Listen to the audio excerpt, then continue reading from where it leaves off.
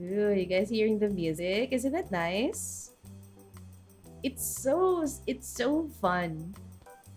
It's so groovy. Listen to that.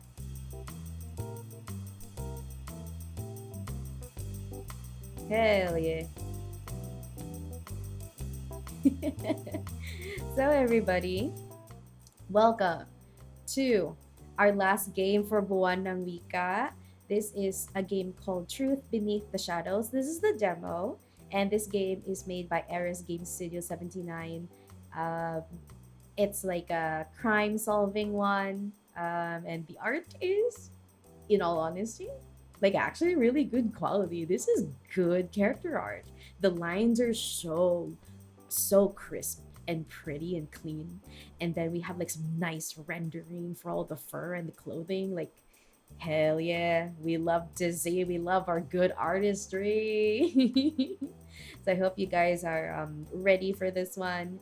I'm really excited to explore this one with you guys on the final night for Buena Wika. And let's get into it. Yes, Toto. Oh, hold on. Ooh, quite a strong start. It's a little bit louder than main menu music, but it's alright. Evening is settling over Grimsborough with an eerie silence. As the sun dipped below the horizon, it bled the bruised orange-red light across the skyline, bathing the nearly deserted streets in long shadows. Trees, painted in autumn reds and yellows, seemed to shimmer with concealed secrets. The air buzzed with the whisper of insects, while every alleyway held its breath, waiting for something to crawl out of the encroaching darkness. The Howling Ink building stood in the heart of the city, a decaying monument to better days. Once a beacon of journalism, it's now just a hollow shell of its former glory. The paint was peeling, revealing spiderweb cracks underneath. Underfoot, the wooden stairs groaned with every step, echoing the slow rot of time. Ooh, is this me? I'm so cute. And my name is Sam. What exactly do we have to use? Why exactly do we have to use the back entrance? Josh, welcome in. Hello, nice to have you here. Have you heard? What? Have I heard what? Are you gonna pull off? What is it? Is this a joke or is it a pickup line? Ayon sa batas, cute ka daw. Josh! Oh my goodness. Oh my goodness. That's so nice of you. Thank you very much. I got sources. Drop the sources. I want to talk. Welcome in. Sam stopped walking, holding his camera in hand. He glanced at his watch and frowned with worry. Ooh, here's Max. Maybe like Sam could be a smaller voice and Max is like more of my normal tone. So I'm ready for this. I don't care how deep I have to dig to find the truth. I made mistakes in the past. People got hurt. But I won't let this history repeat itself. Max muttered to himself as he followed Sam down the dim hallway. It's strange that we aren't allowed in the front, especially since this is the time Lydia scheduled for us. He glanced at his watch, just past 6. He climbed the rest of the stairs in silence until the door to Lydia's office swung open. Ooh, this is really nice environmental art too, like some nice use of assets. Here we go. Here on stream. Here on screen. The office was cramped, a time capsule buried under mountains of paperwork and obsolete equipment that gathered dust. Hold on, what was that comment? RA6767, the Tala Cuteness Recognition Act of 2026. Failure to oblige to this law may lead to 50 years of in Tala's basement. In my basement? Why is it in my basement? Only getting fed with dry hopia with no water provided. Oh my goodness. Also, hey, look at this fine foxy lady. Quite literally a foxy lady. Hi, girl. How you doing? Good evening. I'm Lydia, former editor of Howling Ink. A pleasure to finally meet you both. I've been following your work for quite some time. The pleasure is ours, Miss Lydia. Hello, Miss Lydia. Nice to meet you. Lydia smiled, exuding a calm confidence. Max and Sam. I just noticed. Have you guys heard of like the game series Sam and Max? It's like, I think one of them is a rabbit. I think they're both No, no, no. One of them is a dog and the other one's a rabbit. Wait, that's like, are these names? And they're both detectives. They solve mysteries too. Are the names of these characters based on those guys as a classic video game thing?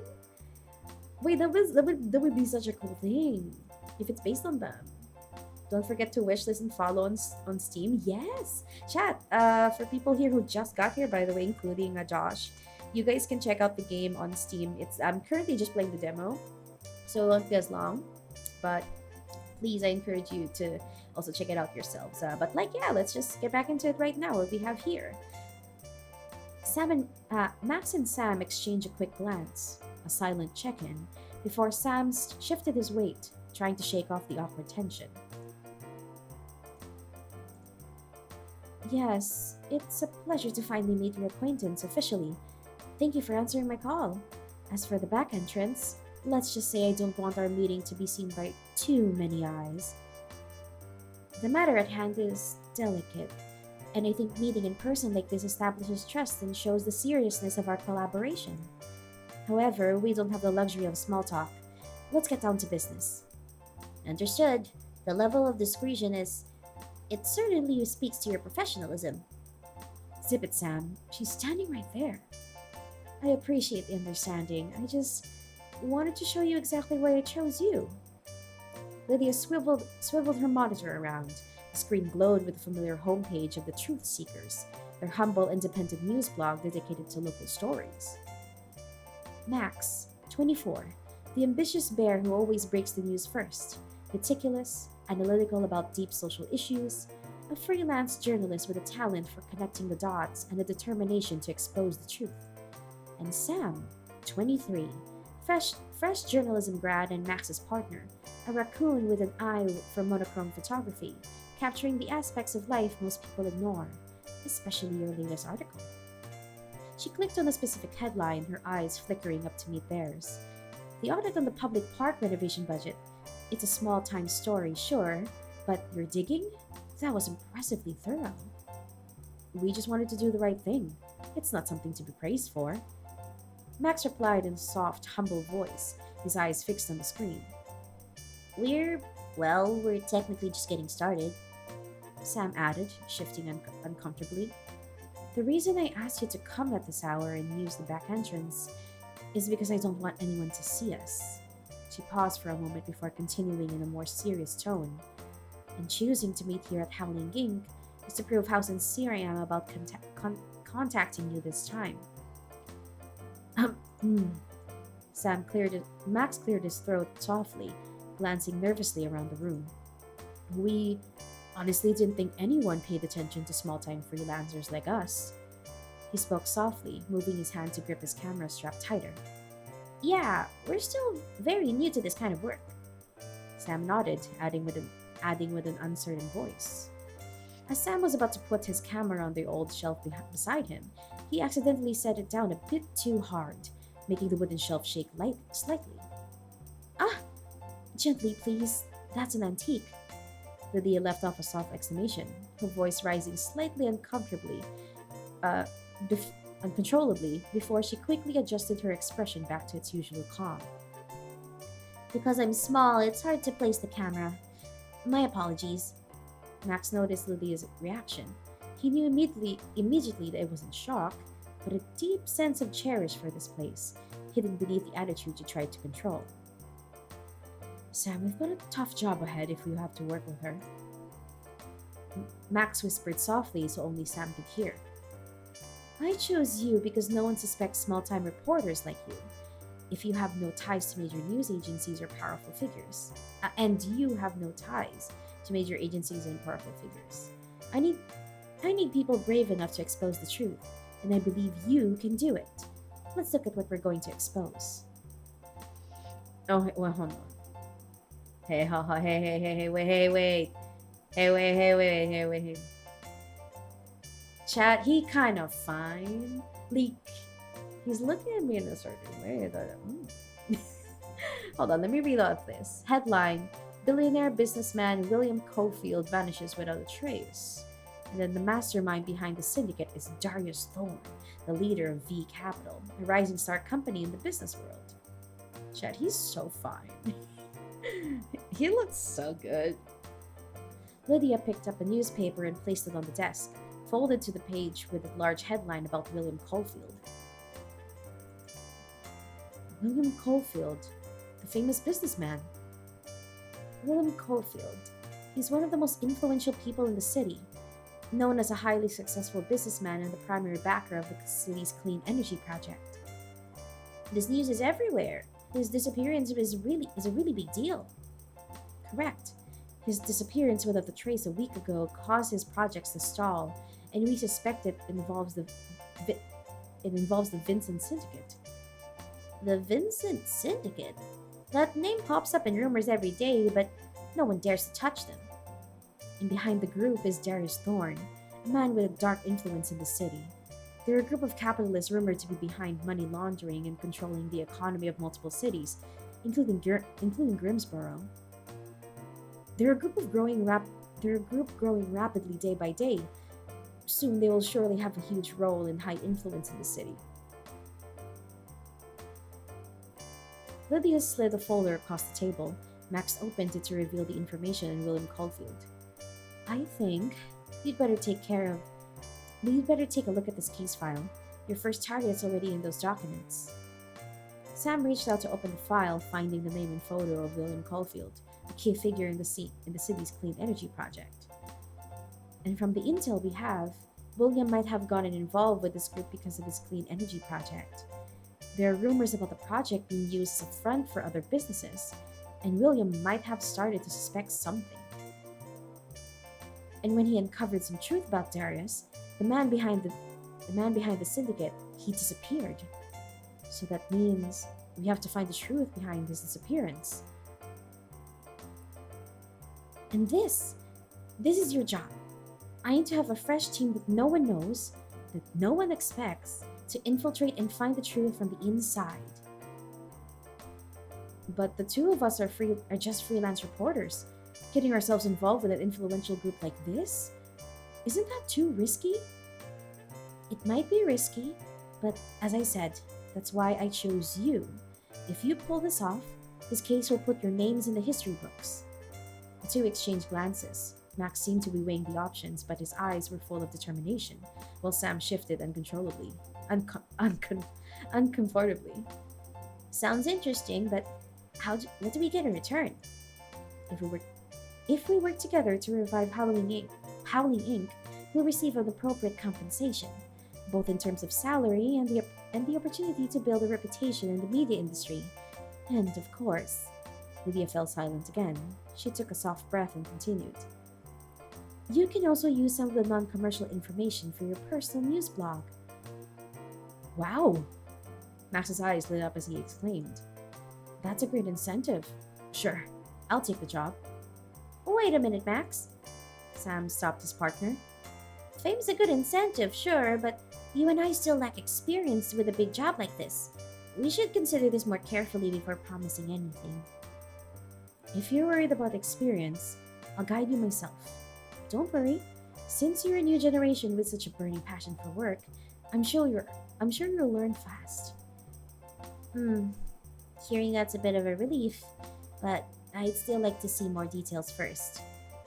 You make it sound easy, but it must be more dangerous than we think. So, are we just going to let this go? Think about it, Sam. If we investigate and expose them, we won't just be small freelance reporters anymore. This is our big chance. Lydia nodded slightly, her eyes filled with determination. Can I ask something? Max turned to Lydia, his eyes full of doubt.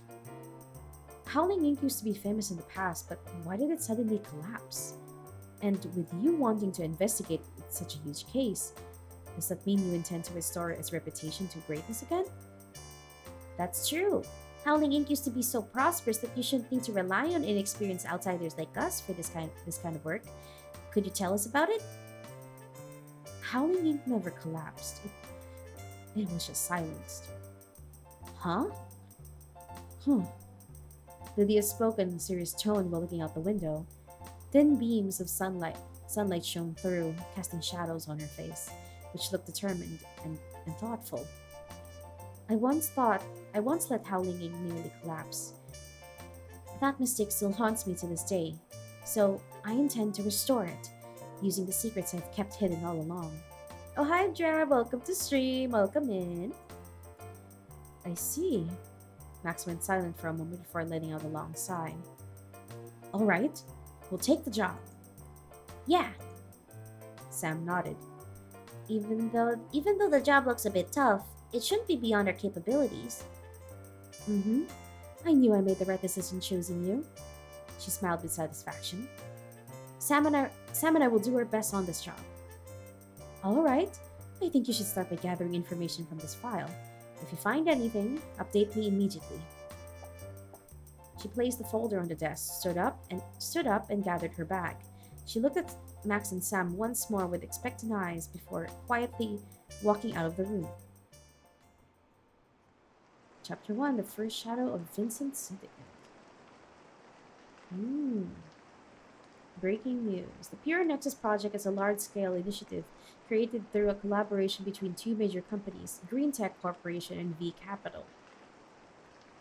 The Green Tech Corporation is a company responsible for carrying out the project under the leadership of William Caulfield, and V Capital is a rapidly growing energy investment company that plays a key role in providing financial support for the project. The Pure Nexus project focuses on two major areas of development for the future of the city, providing clean water through the Clean Water for the Future initiative, and driving clean energy development to establish a sustainable energy source for the city.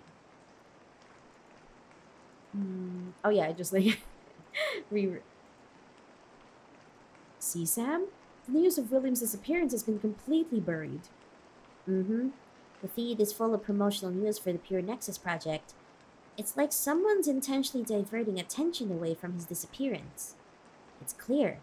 The Capital, which looks like an investment group, is just a front for the Vincent Syndicate, the real mastermind behind the scenes. And that's exactly why we have to find the, what that's exactly what we have to find the answer to. What the real mastermind is hiding behind the mask of this beautiful project. There might be something dirty going on. Max and Sam stood in front of the old mansion, the last place William Caulfield used to live. Shortly after arriving at the scene, they immediately began to investigate. The building the building walls were filthy and repulsive, accompanied by the uncomfortable rhythmic sound of water dripping from a leaking pipe. Max observed the details cautiously, while Sam stood by, looking at the dilapidated condition of the mansion with a sense of distrust. Max, do you really think the Vincent Syndicate is involved in Caulfield's disappearance? I'm not sure, but the information we got from Lydia connects, doesn't it? Caulfield probably knew something they didn't want anyone to know. But don't you think accepting this job from Lydia is too risky? I think she seems to have some secrets related to the collapse of Howling Inc. Oh, come on, Sam. You said you wouldn't talk about this anymore. We already agreed. No, I'm just worried that we'll die before we get famous. Being careful is good, but if we don't dare to ask to risk anything, we'll never reach the answer, Sam. Fine. Sam let out a big sigh. My last internship failed once already. This time I definitely won't let it happen again.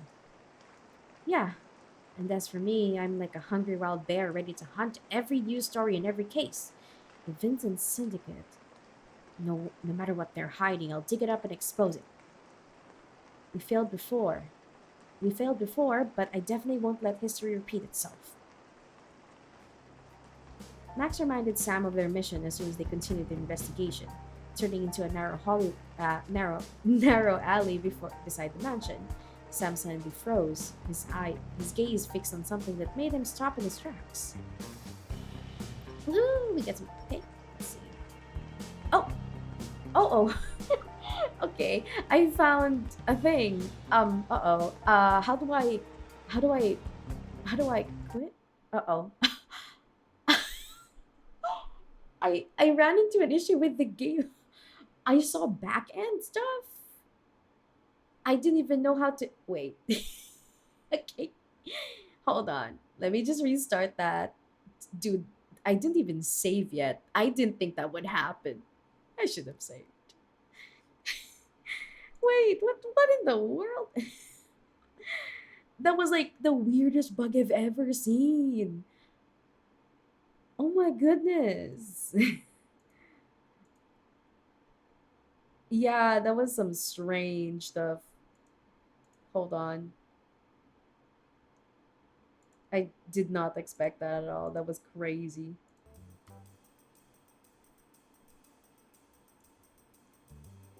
Okay, let's just.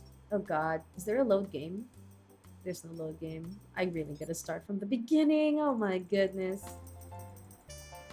Well, there doesn't seem to be any choices, so I can just speed through this. Okay, let's save at that alleyway, okay? How do I also skip? Uh, nope, I just gotta power through this.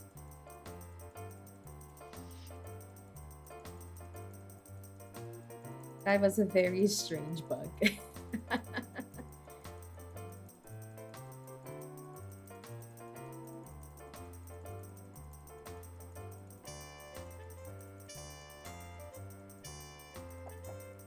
Okay, here we go. Let's... I think I can try saving here, right here. There we go. I just want to be sure. So let's avoid clicking that. Let's see this. How do I get back? Ignore? Okay, I just had to click ignore. Got it. Sharpshooter Monthly Magazine. Got it. Max, look at this. There's some kind of document thrown at the trash bin. He picked it up carefully. The paper is all crumpled, and it's torn in half too, but wait. Isn't this the green torch? The green... Isn't this the green tech logo? It's a high-quality watermark, only used for internal documents. It's not just some general paper that should be floating around here. Green tech. Sam repeated the words, staring at the torn document. Coalfield's company, right? Then how did this document end up here? Looks like a document about the Clean Energy Project. There are scratch marks that delete specific information. It feels like it was thrown away intentionally. Hold on. I just had to lower the volume a little bit. Max pointed to the remaining corner of the paper. And what's this? Sam pointed to the message written in red pen. Stay silent if you value your life. This isn't an ordinary warning. It's a threat. Right. Caulfield probably saw something he shouldn't have, and someone didn't want him to bring it to light. But he left this document behind. Maybe it's a clue he wanted someone, like us, to find. Yeah, like the plot of a detective movie. Sam raised his camera to take detailed photos of the document. The company logo, the text, and the red thread scrawled across it. Keeping this as evidence. But I feel like we still don't have the full picture. Kev! One second. Hi, Raiders! Hello! Welcome in! Alright, let's let the raid messages roll in. Oh my god, like that's such a perfect raid message for what's going on right now.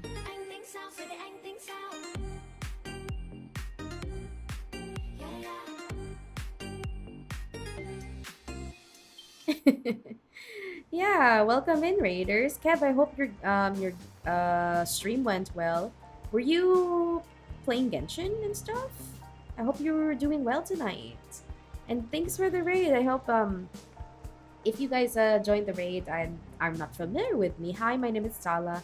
I'm a Star Goddess VTuber from the Philippines, and tonight it's the last night of the Buwan ng Wika Lingua Narrative celebration.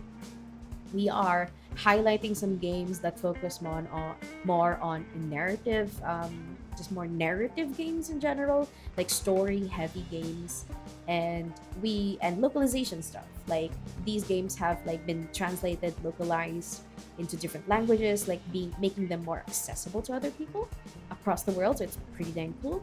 And we are playing the last game of the week. This game is called right here. I'll give you guys the link. this game is called Truth Beneath the Shadows by Eros Game Studio. This is just the demo. So there's like some bugs here and there, and there's a polish that needs to be done, but it's like you guys can just play the demo for free on Steam and stuff. Um, but yeah, Kev, thanks for the raid. If you need to raid and run, just get some rest and stuff, please feel free to do so, and I'll take care of your raiders. Yeah. Oh, and we also have the link for other games from Buwan Wika pinned to the top of chat too. More games, some like more free demos as well in the Steam list, so check that out. Oh, I think the game might still be a little bit loud, so I'm gonna go there. My laptop lag? No, it's okay, Kev. I'm happy that you're here. It's totally fine. Is this a furry game? Yes, it actually has like furry characters. We have like animalistic characters here. I think everybody in the cast is a furry. And I play as two, or the main characters are two investigators, journalists specifically. A little raccoon named Sam and a bear named Max. And if you guys have ever played older games or seen older games, PC games specifically, have you ever heard of the duo named Sam and Max? Like a dog detective and a bunny?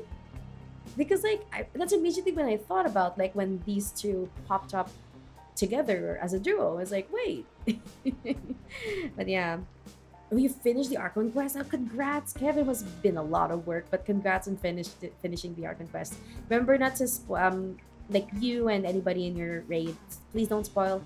I'm still like in Act 1, so yeah, just be polite and all that. Gotta rest. Yes, please.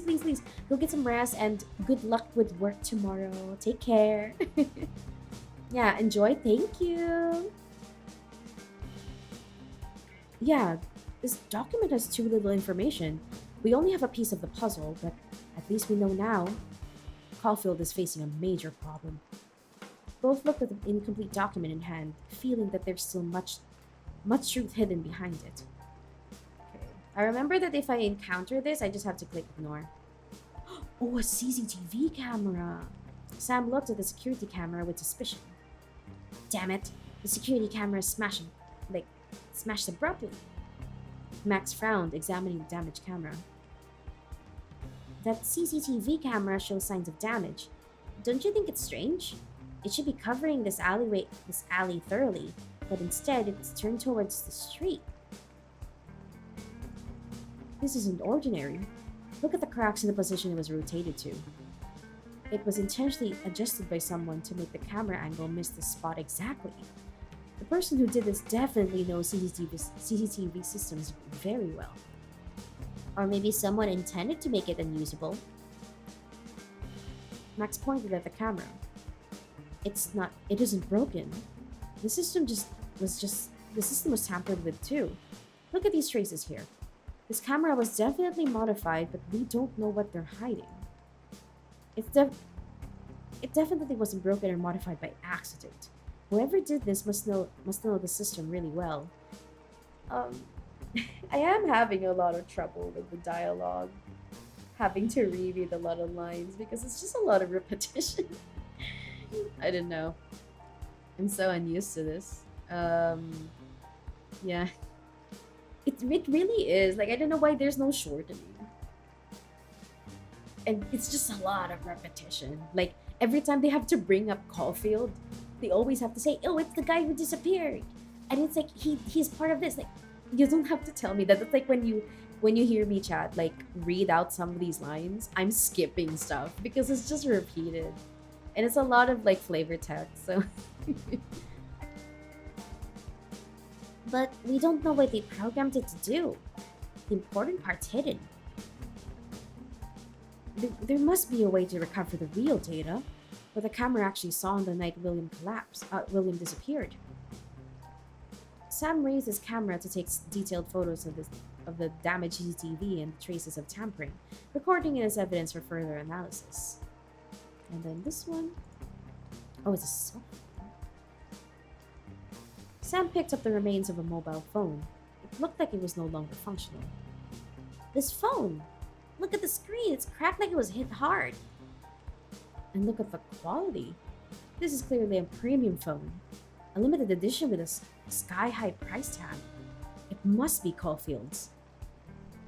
This model is popular among top-tier businessmen. It serves as a symbol of their social status. Watches, cars, even mobile phones? It's like everything's an asset that needs to scream ownership. Don't be so quick to judge, Sam. I call that having taste. If I were that rich, I'd carve my name all over the city.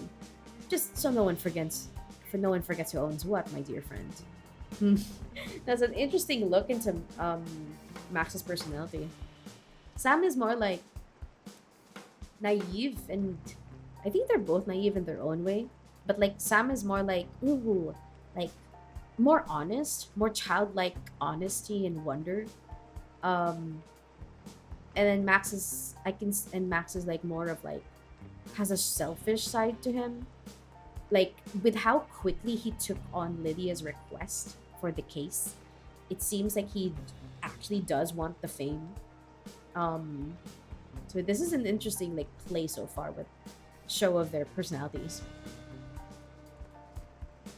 That's exactly what I'm worried about. If you got rich, we'd never hear the end of the name Max. Just imagining walking around with clothes covered in your own name it gives me a headache. But at least he makes our job easier. We don't have to waste time proving who the phone belongs to. Max tried pressing the power button and examined every corner of the phone closely. Suddenly, a slow vibration came from the device. The cracked screen flickered with a faint blue light. Wait, it's still working. Hi, Zephyrox. Welcome in. Glad to catch you live. Oh, thank you, and thanks for the daily wish. Welcome in. With his sharp eyes, Max noticed William's photo faintly appearing on the cracked screen, along with a chat message that read, "Don't go to the what?" Before the screen went black again. Oh, it had like really low battery. See that? There was a message. Don't go, but it cut off. The message is incomplete. It looked like there was more. If Caulfield wrote this himself, this must be the last message he tried to leave. The phone's heavily damaged, and some data might be lost. He might not have had time to send the message to anyone, so he had to write it on the device itself. Ooh, so like I guess whoever like could find it like could decipher his disappearance. And the missing part must be really important if he risks leaving this clue behind. Sam looked around cautiously. Maybe we aren't the first ones to find this phone. The person who tried to destroy it might have not known the message remained. We have to find a way to recover the remaining data. The missing part's likely the key. Oh no! Okay. It's in Spanish? Uh-oh. Okay, me and my colonized ass will have to decipher this. Unless we have some Spanish speakers in chat? What do you guys want to volunteer? I can see like Sam quickly something does something to the camera or to the phone. Messages. Oh dear. Is it still okay? That was just one line. Thank God. I was like, I thought like, oh my God.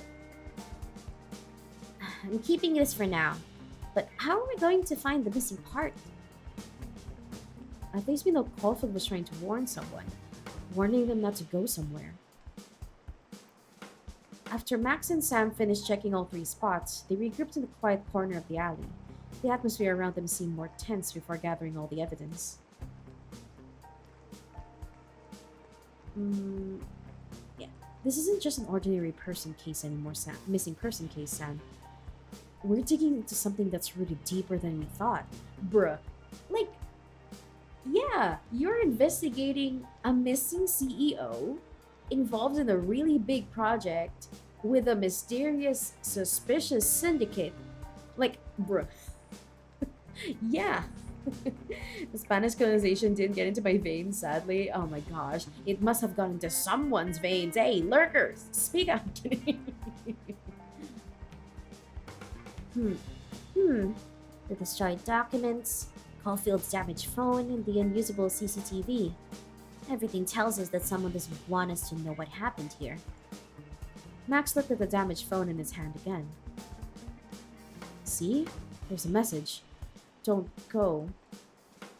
If Caulfield wrote this himself, there must be a message he tried to leave. Like, he knew he was in danger.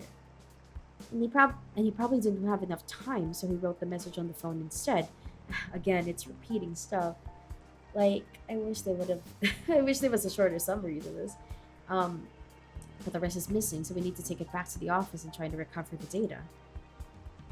If the full message contains important information, it must tell us what really happened to him. It's just like Lydia said. The victim syndicate must be behind William's disappearance. The Vincent syndicate. This They might be involved in coercion, or maybe even took direct action against Caulfield. If if they know we're investigating, we could become the next targets. That means we have to find the truth even faster. We may get taken out before we find the truth, though. Sam raises an eyebrow, smiling slightly. But anyway, if you're confident, I'll follow you. But let me just tell you, if the situation gets bad, I'll be the first to run. If we push this case until we expose the Vincent syndicate, you know what? Our names, Max and Sam, will surely be remembered forever in the news industry. I hope we actually survive to hear the applause. Let's get back to Howling Ink first. Lydia might be able to help us interpret the evidence. All right, let's go.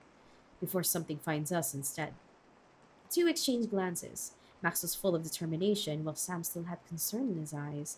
But deep down, he also felt the opportunity waiting right in front of them. They walked away from the area, keeping the note in Max's briefcase. And suddenly, oh, wait. Let me save it here. Yes. So what's this? Oh, I have an inventory. Oh, that's nice. We can actually check out the items. That's so cool. They walked away from the area, keeping the note in Max's briefcase, and suddenly, a roaring sound nearly tore through the air. A thick curtain of dust exploded outward. Concrete debris and sharp steel rained down like a heavy storm, and the alley floor shook like an earthquake, debris crashing just inches away. Both threw themselves down to roll away instantly, and the gray curtain of dust swirled in the air like a demonic fog. Everything around blurred. Survival instincts drove them to leap away from the debris crashing down. Sam gasped for air, and his heart pounding. His hand shook as he brushed dust off his body, eyes wide with terror and staring at the collapsed ceiling. I guess it was just one of the structures above them. Oh my god! There's no construction work in this alley. None at all. Oh my. So where did that come from? Damn it! Sam muttered his voice hoarse, still in shock. Did we just survive death? Tell me that was just a coincidence. Strange. There shouldn't be any construction work. Or maybe we're just too unlucky? I don't know, man. Magic? That's weird. That is actually weird. Where did that come from? They exchanged glances and neither spoke, but their minds were full of questions. Just then, Max's phone started vibrating. Lydia was calling, her voice calm as usual. Hi, Max. Where are you guys right now? Heading back to the office. We'll talk details there. Okay, then hurry back to your office first. Don't come to my office yet. It might arouse suspicion. Roger that. We'll hurry back. This place is starting to feel unsafe. As Lily hung up, the two looked at each other. Max gave a slight smile while Sam still looked worried, but both knew they had to keep moving forward. They got into the car and headed back to the office, leaving the gloomy atmosphere behind. Okay, this is save point. Sam dropped his bag loudly as soon as they got back to the office. He turned a stern gaze on Max, who was busy sending the obtained data to Lydia for analysis. You felt it too, right? When we locked eyes, I knew we were starting to put ourselves at too much risk. Max threw himself into his chair, a wide smile appearing on his face. Yeah, I felt it too. But we survived. That means we still have a chance. Is this fun to you? We were about to die. Sam raised his voice. But we didn't die, and that's the point. It shows that we're on the right track. This case isn't just a job anymore, Sam, it's a duty. And it's too dangerous. Why aren't you afraid at all? I'm scared too, but don't let fear I won't let fear stop us. Think about the people waiting for help. That's so you. Clinging to ideals until you forget about your own life. But that name, Warehouse 14, I have a bad feeling about it. Like our future is about to slip into some crime movie. Yeah, I'm still wondering how much Lady actually knows about the depth of this. Did she know that someone might be following us? She knows. She warned us from the start that we'd face this kind of pressure. She just needed to be more careful. Oh, we just need to be more careful. And what if we get attacked again? We're not heroes, Max. We're just two reporters. We don't even have anyone protecting us. I know. We have no one protecting us. But what we do have is the chance to expose these guys, Sam. We can do this case. We're reporters. Isn't it our duty to reveal the truth out to the public? Bro, like, I don't know, man. Like, for glory at the risk of your own life when you don't really have a backup? Like, I don't know. Like, Max is definitely reckless. Like, yes, Sam might be like more naive, but he's like the more level-headed between the two. So it's like, I don't know. I don't know. Like, I don't trust Max at all. Goodness gracious. I'm totally on Sam's side, top to bottom. Sam fell silent for a moment before sitting back next to Max. If anything happens, I'm blaming you first. Remember that. Then the two of them worked together to try and repair and recover data from Caulfield's damaged phone. Oh, select a component to repair. Is there a minigame? Oh god. Try again. Okay, what? What? Okay, this is weird. It's not accurate, or it's kind of the no. Excuse me. Like the margin of that is really weird. There we go. After spending some time, Max was able to turn on the phone screen again. I found it. The full message is don't go to warehouse 14. That's weird. I was wondering where Sam was talking about warehouse 14 when this is the first line we get to see it. It's okay. Is a lot of stuff in the dialogue out of order too? This is weird to me. This is weird. I think some stuff is buggy about the text. Oh dear. The margin from the course, yeah, the margin from the course is off too. Like, yeah, like I'm trying to spot the bugs at least, like some bugs and some stuff to refine. I think a lot of the, I think some of the text needs to be run back, like simplified and or like just like simplified in a sense that like you have to chop down literally redundant sentences of them repeating stuff to each other or just saying the thing that was said like 2 minutes ago. But also like this is bothering me because like Sam mentioned Warehouse 14 earlier when we've never heard of it. And it's like and we just unlocked the phone. Like we just found out the other messages or the full message from the phone and now we see it, but why was it mentioned earlier from Sam? Like I don't know. Warehouse 14? What's that? Sounds like a location or maybe some kind of code. Yeah, it's like cool-headed colleague is like a traitor here in the story. You feel like it's a cool-headed colleague is a traitor. I'm I don't know. We don't really know so far. Like I just think that these guys, if anything, at this point, I think with how fast Lydia was like, oh, like I'll pick some reporters that don't feel like they'll arouse suspicion with how small time they are. It's like she might be the culprit to the guy's disappearance or she's legitimately looking for him. She didn't cause his disappearance, but she's not someone to be trusted regardless. Um yeah, it's an out of flow moment. I think like just some stuff is not arranged properly. Whatever it is, Caulfield warned not to go there. But if he was captured himself, we might have to risk going there to find out. Dude, well, It's more like if he was captured, um I at least like I don't think we should draw any, we haven't done it yet, but we should not draw any conclusions that he must be there. It's just like that place is dangerous enough for Caulfield to leave a message about it.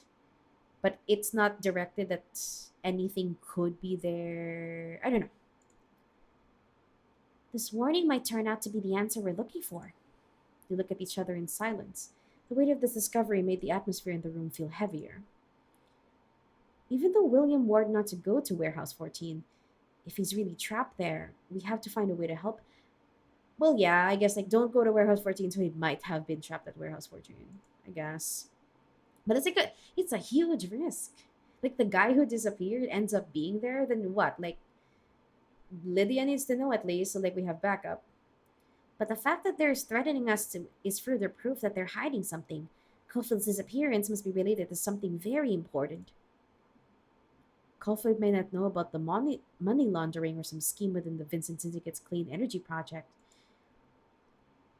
But then he disappeared before he could say anything. This must they this might be where they hid evidence, met secretly, or dealt with people who meddle in their business. Sam, if we don't take this risk now, we'll never get the chance to expose what they're doing. And I don't want to be a reporter doing small time cases my whole life. You're not that kind of person either, right? Uh, I I don't want to be someone just waiting on the sidelines either. Anyway, let's see what other interesting news has popped up in our city. Ooh, did we get to learn more? Both turned on their computers, and amidst the silence of the night, local news feeds were full of posts and comments from the citizens. They spoke of the impact from the Vincent Syndicate. Many voices reflected the distress caused by rising water bills and clean energy costs. Some messages were full of despair, such as water being too expensive to use, or people on the outskirts using rainwater because it's cheaper. Many others criticized the syndicate for monopolizing everything. And look at this, Sam. People are complaining about the expensive water and the syndicate's market control. I think we found the real source of public dissatisfaction. It's good that people are starting to talk, but posts like this risk alerting the investors. If they know that dissatisfaction is growing, they might try to silence people on social media. It may be true, but the fact that this is being discussed opens a path for us to dig deeper. If we get people in Grimsboro talking about this more, it'll be harder for the syndicate to hide the truth. And if we fail, they won't let us off the hook. You know that, right? I know, but if we stop, everything's over. So we have to take the risk. If we want to make this story bigger, we'll need some solid information. Do you think we'll get anything more from Lydia? I already asked. She'll only contact us via email or phone. We'll only meet we'll only meet to hand over evidence to avoid being watched. Oh, she's suspicious. Like why is she limited in for like contacting why is she limiting contact between us so much, right? Like distancing herself from us or planning to end us? I don't know, trap us? Huh, I don't like working like this at all. It seems suspicious. It might seem strange, but isn't this the safest way? If she gets caught, we're done for too. You're right, but don't let her be the only one holding on the important data. If she disappears, we definitely won't have anything left to expose them. Don't worry, I'll keep backing up the data all the time. While Max was speaking, an email notification sound rang from his tablet. It was a specific sound often used for personal email notifications, causing both of them to turn and look at the tablet screen. You're waiting for an email from Lydia, right? Hmm, but the sender isn't her. Look at this. It's from someone named Nico? Max carefully clicked to open the email. The contents were a bit short, but it grabbed his attention immediately. Oh, that's his background. I thought that was like the message. Subject: critical information about the Vincent Syndicate from Nico. I know about William. I know everything that happened to him in the Protocol 14. Ooh, Warehouse 14. I was one of his insiders at Green Tech, and now I'm risking everything I have to expose the truth. Want to know all the secrets? If so, we should meet at the corner coffee shop tomorrow. I'll tell you everything you need to know. Warning, I'll wait until the shop closes. Okay, so like after the shop closes, we can talk to him. Got it. Who is this Nico? He might be an insider or a mysterious source. How much can we trust him? Both of them remain silent for a moment. Look at what he wrote in the email, Sam. He mentions Protocol 14 and Caulfield. Only us and Lydia know this information. And this definitely isn't some random outsider. Sources like this don't come by easily. Reporters like us have to seize this chance. But it could also be a trap. We don't know who he really is or if he intends to lure us into a trap. Meeting a stranger like this is way too risky. But what if it's an opportunity? An opportunity to get information we've been looking for. If reporters like us don't dare to take some risks, we'll never find the truth. Since he mentions the information that we also know, it means he really knows something, right? And there must be something even more important hidden. So that means he's the real deal? People know who know too much are usually not ordinary, but that doesn't mean he can be trusted. Hmm, then should we tell Lydia? She might have some information about this guy, or might have heard his name before. All right. This feels like a split in the put there. Trust Max and call Lydia. Oh, keep the information secret. Let's try that. Risk level one and but I have more insight. Sam insisted on not telling Lydia right now, reasoning that revealing this information to her might be too risky at the moment. We don't know what Nico really wants. If we tell Lydia now and it turns out to be a trap, we could all end up in trouble. But this is someone who dared to email us mentioning Protocol 14 in Caulfield. My reporter's instinct tells me an outsider won't know these specific details. Your reporter's instinct can be wrong. Just because he invited us and doesn't know what and knows what we know doesn't guarantee he's a friend. He might have obtained this information through eavesdropping, hacking, or even from someone within our own group. Max looked at the message from Nico again, worry clearly showing on his face. If someone like if someone like him dares to reach out to us openly, it might mean he knows his time is running out. Or this might be the last thing he can do before they take care of him. Oh, sorry, that was Max's line. The following night, the road at night was quiet, with only the sound of the engine and lights cutting through the darkness. Max was driving while Sam leaned back in the passenger seat, watching the view slowly pass by. Max, did you ever think we'd end up like this? Two reporters working on a big case, eventually facing off against a national level capitalist? I thought about it, but I didn't think you'd be here with me. You speak as if I'd leave you behind. But honestly, sometimes I wonder why I followed you this far. Because we're partners, Sam. And don't you want to report news that can actually change society? Actually, my dream isn't anything grand. I just want to be a respected reporter, do good work, get some appreciation, write news that people believe, to see my name as a quality journalist.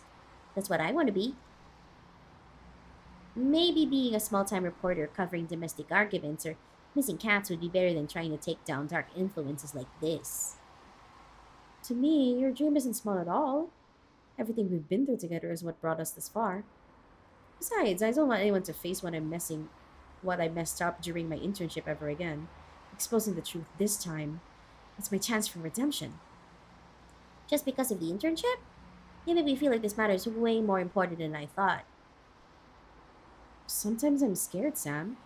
Scared I'll mess up back then, reporting wrong from scared I'll mess up like back then, reporting wrong information. I don't want to hurt anyone again. But I want people to know that the news we do matters, and to change this world for the better, even just a little bit.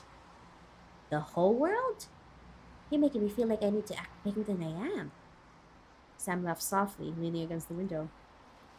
That's exactly what scares me. I'm just not sure if I'm good enough to handle something this big. Maybe our dreams really are too big for us. What about you? Aren't you tired of chasing your own dreams? Yeah, I'm tired, but I'm more afraid of failing again. I know you're tired, and if we give up, we'll never see our dreams come true, right? Now that I've said that, I can't back down either. Stay right by your side. I didn't say you needed to change anything. Just being yourself is enough. Smiled slightly while Sam shook his head wearily but with a faint smile. The car fell silent again. Only with a silent understanding remained only a silent understanding remained between them. The car drove on through the darkness amidst the quiet of the big city. Max and Sam drove through the night rain and walked in front of an old old coffee shop located in an ancient red brick building in a quiet district of the west on the west side. That's a long sentence.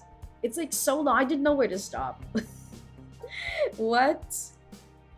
The place was deserted, but the scent of stale coffee lingered like a memory of the past. It was so quiet you could hear your own heartbeat. All right, Sam. Before we head inside, let's check if there's anything strange around here. Do you think it's a trap? I don't think so, but I don't want to be careless. It's too quiet around here for a Friday night, even if it's raining. When the car came to a stop, they parked beside the building. And there, they had a clear view of the coffee shop entrance through the falling rain. Let's see here. Max and Sam scanned every corner of the area, looking for anything out of place hidden in the shadows. Looks clear, Sam. Oh, looks clear, Sam. Nothing unusual. No strange shadows or suspicious cars. Maybe they know we'd be cautious so they aren't showing themselves? Anything's possible. But not now. But now it's time we go in and find some answers. Max took a deep breath before opening the car door and stepping out first. Sam watched his back before following him into the shop amidst the sound of the rain. At a wooden table in the corner of the shop, a young man sat clutching his laptop tightly, wearing a hood that partially obscured his face. His faded windbreaker showed years of wear. The hands clutching the laptop trembled slightly, and he slowly looked up when he saw the two of them walk in. Oh, hello. I didn't think you'd actually come, especially on a rainy night like this. We're not afraid of the rain, but this meeting spot of yours is interesting. All places like this are the safest. It's a bit unfortunate that our first meeting has to deal with weather like this. I think the atmosphere is nice. Just a bit strange that in August, the leaves are already turning yellow and orange earlier than usual. But the rain makes me want a hot cup of coffee. The leaves changing color, the unexpected weather. It's like nature sending some kind of signal. Nico smiled meaningfully, his posture relaxed. You're Max, right? And that's your partner? Yes, this is Sam, my partner. And you're Nico, right? My name's Nico, former network operations employee at Green Tech, but now I'm just an ex-employee they want to get rid of. Nice to meet you, Nico. Nice to meet you, Nico. But I have to ask what Max is thinking right now. Why would we trust you? Bringing secret information to people we've never met before like this. Isn't it a bit too risky? Exactly. This could be a trap set up for us. And who knows, right? It wouldn't be strange for us to ask questions or be suspicious first. He sighed softly in exhaustion, before continuing in a tired voice that hid deep pain. I used to work in V Capital Network Operation, in V Capital's Network Operations Department, until I was fired without any reason. Do you happen to know that Caulfield had disappeared? And he's not the first. It seems like coincidences keep happening to people involved. We already know about Caulfield from the news, but why do you think we would be interested in anything from you? Because I know you're looking for the truth, and I have something that might help. Something that might help? Doesn't that sound a bit too vague?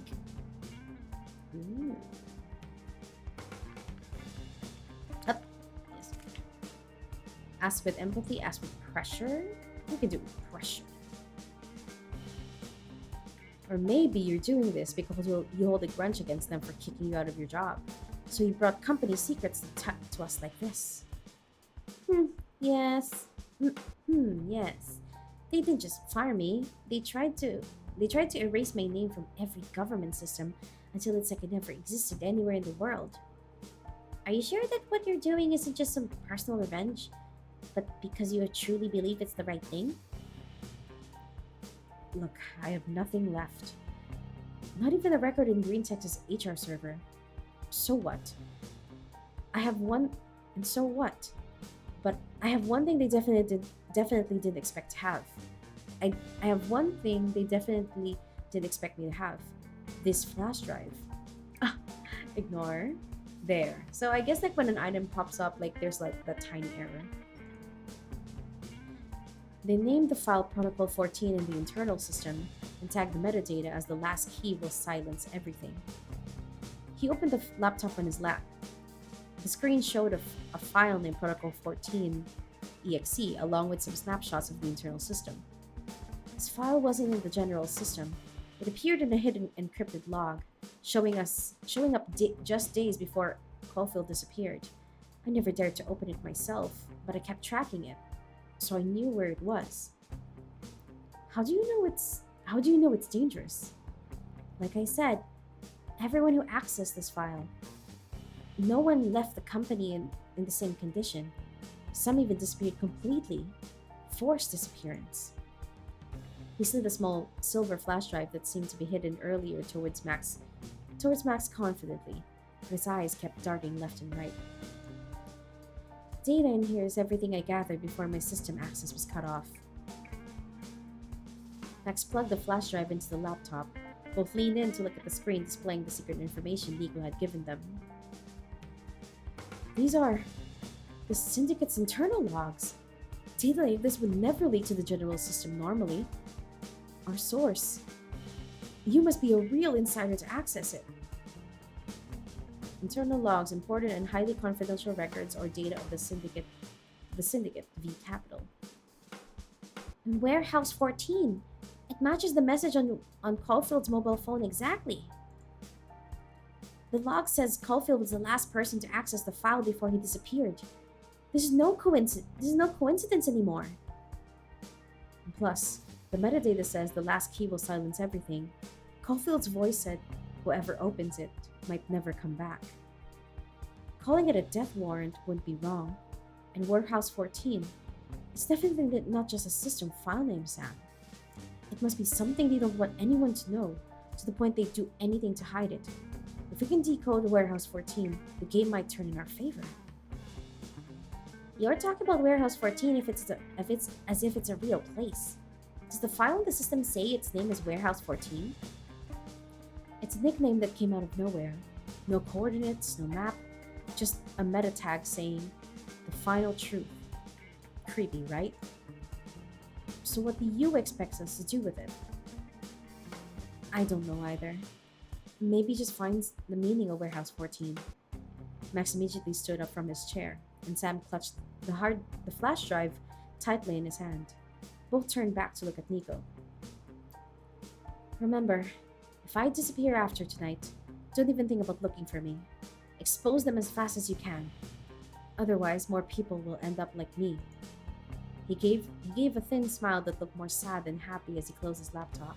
His eyes, behind thick glasses, remained calm, but hid something deep inside. He's not wearing glasses? What?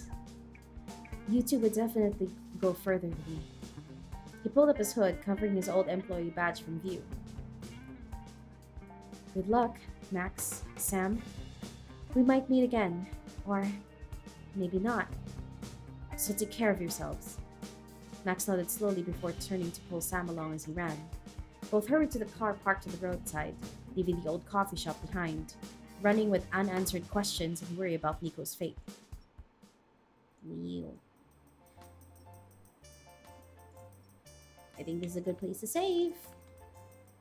Max and Sam arrived back at the office, but the moment Max unlocked the door and cracked it open slightly, a familiar voice snapped a question as Lydia stepped out of the shadows. Where have you two been? Lydia stepped out of the darkness, her face twisted in anger. She brushed past them, pushing her way through the door and into the room first. Lydia? What are you doing here this late? I called you almost 10 times and no one answered. I thought the syndicate had already taken you out. She held up her phone screen, showing a long list of missed calls. Sorry, my battery died. We were busy chasing a lead. Don't give me excuses. In this line of work, silence equals death. Do you know I was about to turn this city upside down looking for you myself? We're really sorry. We just wanted to make sure the intel was solid before reporting in. Never mind. As long as you're safe. But with that look on your faces, you must have found something good, didn't you? The two exchanged a look of surrender. They knew they couldn't fool a woman with instincts as sharp as Lydia's. She had likely already guessed that they had secured crucial information. This is everything Nico gave us. Max opened his laptop and inserted Nico's flash drive. The screen displayed the document showing Protocol 14, the Protocol 14 program, along with the account name that accessed the file. It was Max's own user account. He was the last person to open this file before he disappeared. Wait, hold on. Do we have a log? History. It was Williams. It was Caulfield's own user account. Okay.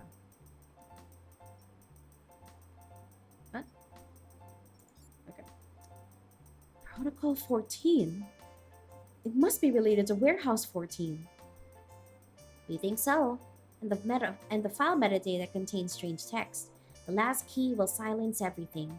No map, no coordinates, but it is named Warehouse 14 in the system. Plus, there's a voice recording of Caulfield talking about his file, saying whoever opens it might never return, making it a death warrant. Calling it a death warrant wouldn't be wrong. Nico said that this file is the root cause of many people disappearing, including Caulfield. So now it's in our hands. Lydia nodded slightly in thought, her eyes still fixed on the employee list in the file, where many had suddenly resigned after accessing this forbidden file. You two have dug up something that might be bigger than we imagined. But we're still not sure if Warehouse 14 is a physical location or if it hides some other meaning. That might be what needs decoding. If they're willing to do anything to keep this quiet, you need to be more careful than ever. One more thing. If you can find evidence linking Vincent Caulfield's to William's disappearance, I'll pay double, and I'll guarantee to protect you as my sources. Does that include Nico too? I have channels to get him out of the city safely if anything unexpected happens. Great.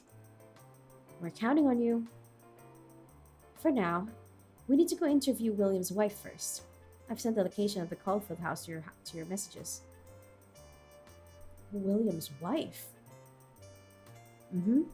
I've been observing her behavior for a while. Tomorrow's a Sunday. She's usually home in the morning. That's the best time for you to approach her. Interviewing his wife. This won't be easy. She must still be grieving over William. It won't be easy to approach her at all. And besides, if she knows that we're investigating, she might not let us get close to her at all. And that's why you shouldn't be reckless. Observe and find a way to approach her as smoothly as possible. Sounds pretty risky. Yep. It's a bit risky, but if the results are good, it's worth it, isn't it? It's late now. Get some rest. You still have a lot of work to do. Well... Good save point. And that is a good time for me to hydrate.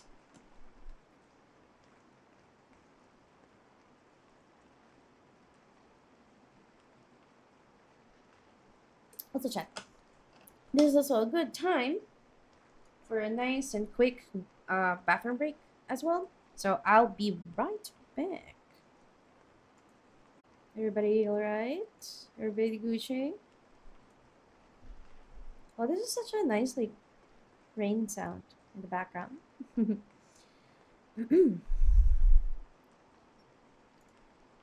Rain drizzled onto the pale apartment building.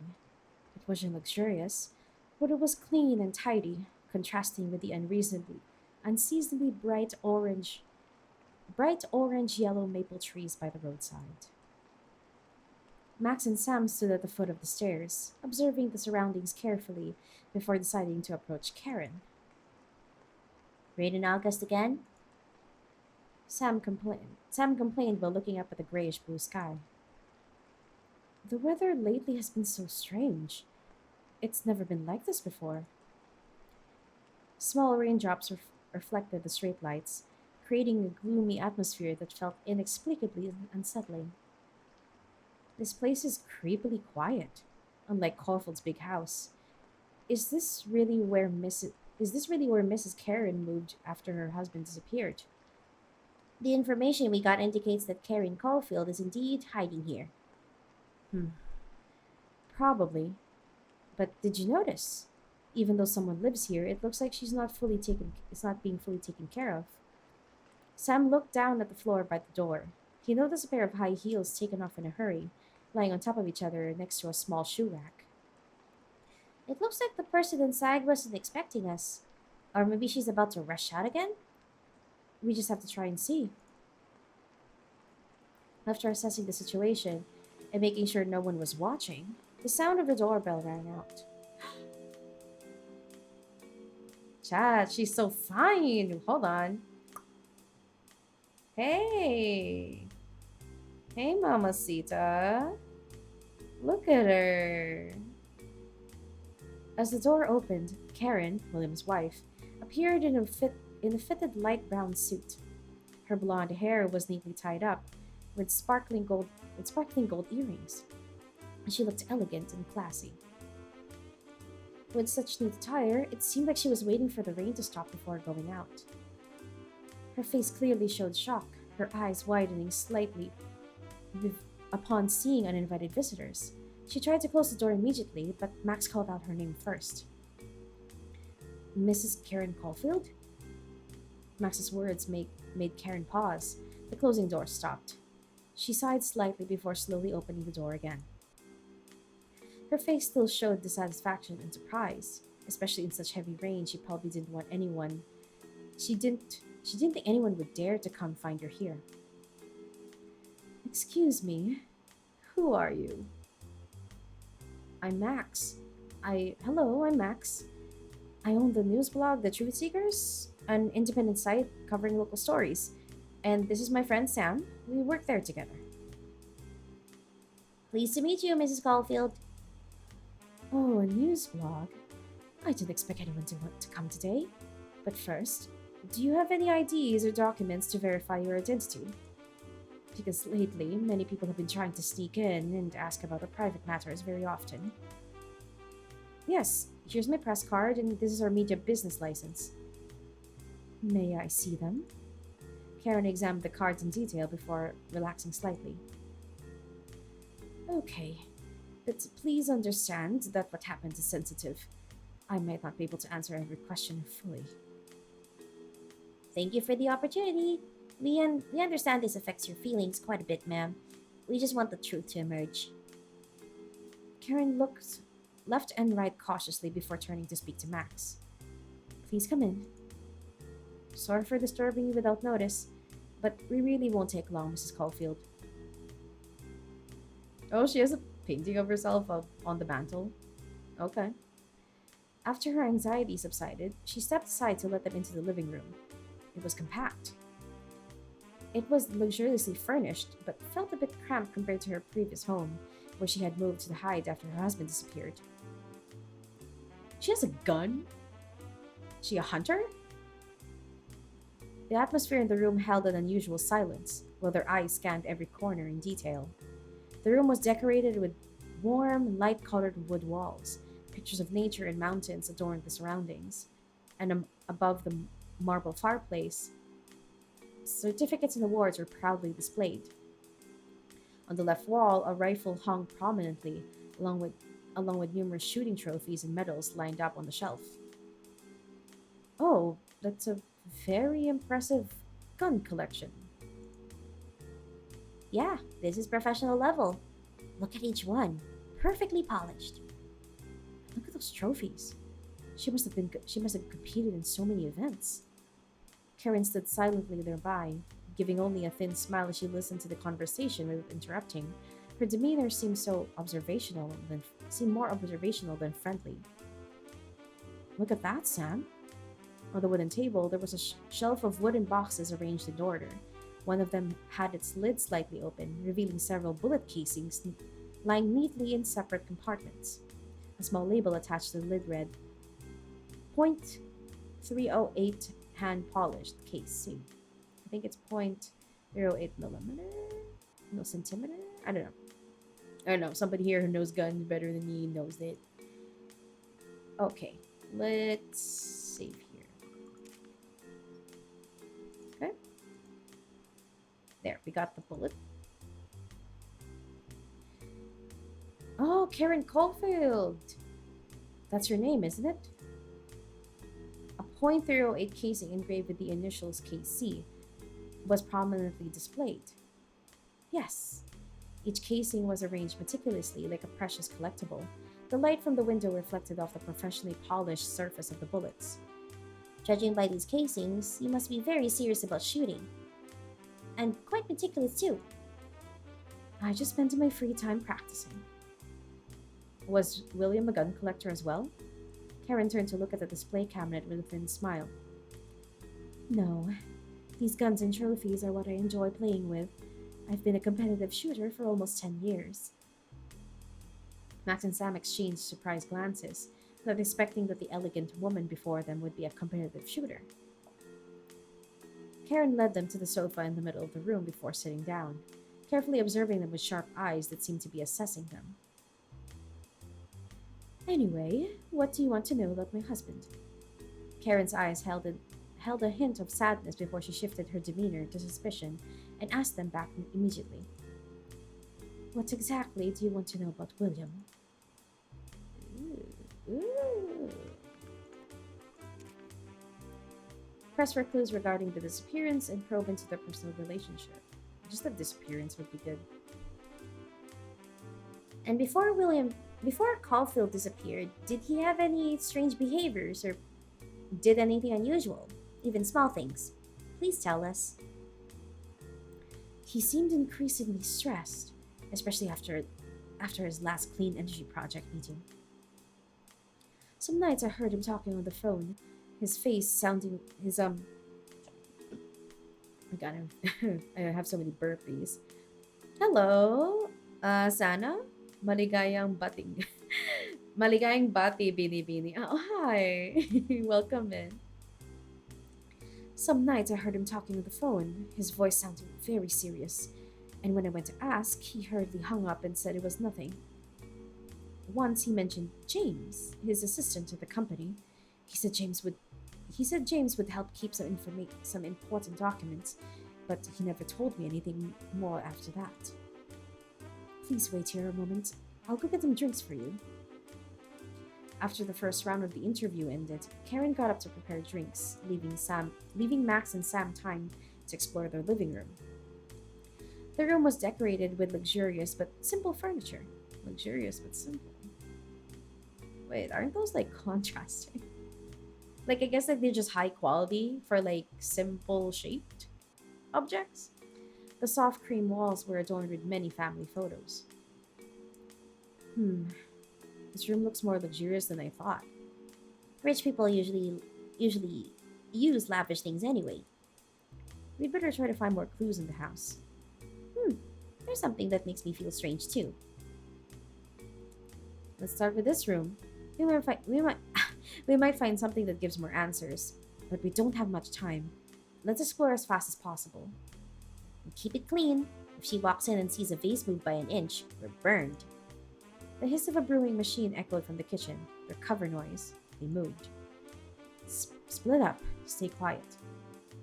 The room fell into a heavy silence, broken only by the distant bubbling of water and the soft, rhythmic thud of their paws on the carpet. I guess this is a good time to save too. Okay. Door. Oh, okay. Her photo. Max, track the wall. Dozens of photos framed and mounted. But look closer. They're all her. Max furrowed his brow, sweeping the room with a critical eye. Yeah, landscapes, solo shots of her, but it's off. Not a single frame of her with William. Precisely. The husband vanishes and there's no visual memory of him anywhere? It doesn't track statistically, or emotionally. Max stepped closer to the display, scrutinizing the frames. More importantly, they just moved here recently. If the relationship was good, couple shots, couple photos would be among the first things put up. What do you think? Did the relationship have problems before he disappeared? Or maybe she's trying to erase him from her life. Sam scanned the room again. Let's find other clues. There's probably nothing to see here. Sam raised his camera to take an overall picture of this photo wall to document the anomaly. Ooh, oh, it's a letter from the syndicate. See if there are any interesting clues, but be careful, don't let her catch us. Max fixed his gaze on the documents. There's a letter on top. The letterhead looks like it belongs to the Vincent Syndicate. William, look at the approval signature. It looks half finished. Like someone tried to erase it in a hurry. Important documents like this shouldn't be in this condition. Let's capture the details well. And don't touch anything. We don't want to make Karen suspicious. Sam used the macro lens to carefully photograph the letterhead and the approval signature to avoid leaving any touch marks. Oh, it's a magazine. Max's gaze focused on one corner of the desk. And what's this? Looks like a gun cleaning kit? Yes, the second drawer on the left is ajar by about 2 centimeters. Inside is a professional gun cleaning kit. It's not the general type amateurs use. These are often used in the military and special police forces. Not surprising at all after seeing her gun collection and trophies just now. Is that the latest Sharpshooter Monthly? There's a fold on the page about long-range shooting techniques in volatile weather. Professional level. And look at the training schedule she noted down. 4:30 a.m. every morning, practicing 200 rounds. She seems very serious. What's interesting is the training pattern. This isn't even the schedule for someone shooting as a hobby, but a training plan for a professional shooter. Notice the distance numbers. Notice the distance numbers increasing every week, and there are notes on wind values and weather conditions too. Sam raised his camera to take detailed photos of all the equipment, including the article page and the training schedule, to analyze Karen's expertise. Once they gathered enough circumstantial evidence, they looked over at Karen, who was brewing coffee to welcome them. Observe her posture. She looks stressed even while making coffee. Her hands are shaking a little. But hand tremor isn't from normal anxiety, Sam. Did you notice how things are arranged in the kitchen? Yeah, I felt something was off for a while. Everything is placed where she can reach it without turning her back on us. She refuses to put herself in a disadvantaged position. Even while making coffee, she keeps glancing around, like she's observing something or waiting for someone. And whenever we ask about William, she avoids eye contact. Maybe she knows more than she's telling us. I've noticed the tension in her jaw and neck muscles. It's a sign that she's controlling her facial expressions. The same technique used in interrogations. And her breathing rhythm changes every time we mention the date he had disappeared. We need to ask indirectly, build trust, and make her feel safe first. Otherwise, she'll close off even more, and we might miss important information. While they were examining the room, the sound of Karen's footsteps came from the hallway. They quickly went back to sit on the sofa smoothly. Karen appeared with a tray of fragrant coffee. Her hands were holding the tray. Her hands holding the tray shook slightly, causing the cups to click softly. Karen placed the tray on the center table and arranged the cups neatly. Are you interested in my home decoration? She asked in a polite tone, but with a hidden sense of observation. Yes. The The decorations around the room were very beautiful. Yes, your home looks very warm and cozy, ma'am. Max and Sam tried to control their expressions, but their hearts were pounding. Karen scanned the room with her sharp eyes, as if checking for anything unusual. I hope you haven't disturbed anything in the house. Some things are arranged just so. Her words sounded normal, but there was a hidden implication. After Karen finished scanning the room, she slowly relaxed and began serving the coffee. Please have some coffee. This is the blend William liked to drink every morning. She paused for a moment, her gaze shifting to the coffee cup. Oh, her gaze shifting to the coffee cup. I still brew it every day, just in case one day he comes back. Max accepted the coffee cup. Thank you very much. Karen sat down on the chair opposite, holding her coffee cup tightly as if holding on to the remaining memories. Her breath trembled slightly. The sound of the clock on the wall ticking in a slow rhythm filled the heavy silence. After Karen sat down, Max and Sam secretly exchanged glances as the tension still lingered. They both knew they had important information, but they had to act naturally, waiting for the awkwardness to fade on its own. Max slowly noticed unusually precise movements through Karen's dark brown stockings, clearly visible from the shape of her toes and specific muscles. Why are you looking down there, brother? Why are you looking at her feet? What's up with that? She sat upright, elegant and wary, her sharp eyes glancing at the door and window periodically, as if constantly assessing entrances and exits. I hope the information I gave helps you, but I must warn you first. William is very good at keeping secrets. What I told you might not even be a fraction of his secrets. She lowered her gaze, her voice soft as if murmuring to herself. Sometimes I feel like I didn't know him well enough.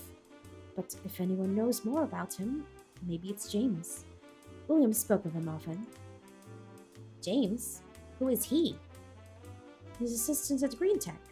I don't know him personally, but so I don't have contact info. But this shouldn't be too hard to reporters like you.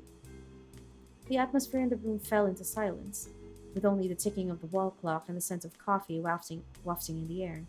Max and Sam exchanged a meaningful glance. They knew that the name James might be a key to solving this mystery, but many questions still awaited answers. Okay, then we'll take our leave now. Thank you for your cooperation. Sam spoke before turning his back and walked out of the room with Max. As they were stepping out of the house in silence, Karen turned to look out the window and saw that the rain had stopped. Just in time. The rain stopped. I have some business to attend to outside as well. Yes. Have a safe trip, Mrs. Caulfield. And thank you for sparing your valuable time to give us information. Karen smiled in response to Max's thanks, but her eyes glanced at his notebook for a second, as if trying to memorize something. As the pair walked away, Karen stood watching their backs until they finally disappeared from sight. Ooh, nice. Good work. Max and Sam returned to the small office in their old apartment. The dim light reflected off the board filled with information on William, Karen, James, and the data from Nico's flash drive. The atmosphere in the room was filled with exhaustion from the investigation, but it also harbored a determination to solve the case. Max immediately opened a video call with Lydia. His face looked excited, reflecting the light from the flickering screen. We have everything now. Important information linking everything together. But I think we should clearly divide it into two lines. 2 lines? You think just like me? Oh, please continue. I shouldn't have interrupted. One is the evidence linked to William's disappearance. His phone, the cut camera, information from James and Karen, and William's close associates were suspicious. The other line is evidence binding the Vincent Syndicate, the Protocol 14 file, some green tech data documents. These two paths are definitely connected, but we have to choose which truth to pursue first right now. This job is much more complex than we expected. Do you see the full picture now? We need to investigate both sides to the end. If we miss either one, we're finished. Agreed. But we need to release some news first. That sounds good. It's extremely risky. If we post some news, the Vincent Syndicate might catch on. Sam is right. If you post, choose carefully. Reveal just enough to get the public's attention, without letting them know what trump card we hold. I, I recommend using the CCTV image with a vague caption. It'll create a buzz without revealing too much. Or we could just stay quiet for now. Wait until we have solid evidence to tie them down, then expose them all at once. I'll let you choose. But remember, if you play with fire, be prepared to get burned. Save here. Good choice. I'll leak it. Wanna see? Oh, credibility. I agree with Lydia. Just post the image of the misdirected camera with a caption like, "Where's the truth hidden?" That's enough to make people suspect the Vincent Syndicate without showing our whole hand. Ooh, the truth seekers. A prominent businessman vanished, or someone trying to keep the truth buried. Oh, is it? How long is this? Oh, it just shows. We obtained new evidence connected to the disappearance of William Caulfield. Surveillance footage recorded moments before the signal was cut, alongside other pieces of evidence, is now under investigation. Who's trying to erase every trace? The truth is about to surface. Hashtag truth seekers. Hashtag missing William. Hashtag truth will surface. Oh my goodness gracious. Good. Short words like this spread like wildfire. The Vincent Syndicate will know that someone is watching them. I I still think that it would have been smarter. Like I know that they did it for clout, but this everything none of this. I think I kind of regret my decision. I kind of regret my decision. Oh, hold on. Let me see if I can load here. All right? I'm holding fire. Let's hold fire. We just got this intel. We have no idea what countermeasures the syndicate has in place. If we leak this now, we're flying blind. Sam pulled up a chair, his eyes dissecting the evidence scattered on the desk, analyzing risk and calculating income outcomes. But momentum is everything. If we sit on this, the trail goes cold. I mean, like, it doesn't. It's just like you're not gonna tell anyone. Like, what? And again, maybe I'm missing something. What? It's like you hold fire. Like you don't threaten them. You keep investigating in silence. Otherwise, they're gonna track you down because the other option was to post it publicly on your website and they're gonna come after you. Brother, come on. Max paced the room, frustration radiating off of him, but he pulled his hands away from the keyboard. Sam has the right idea. Slow and steady wins the race. Or, in this case, survives the race. Secure the evidence. Let me run an analysis, then we strike with precision. Lydia offered a faint approving smile. Fine, we do it your way. Max sighed, resigned but focused. He grabbed a notepad, channeling his energy into organization instead of action. Sam visibly relaxed. Nice. I'm a lot happier with that.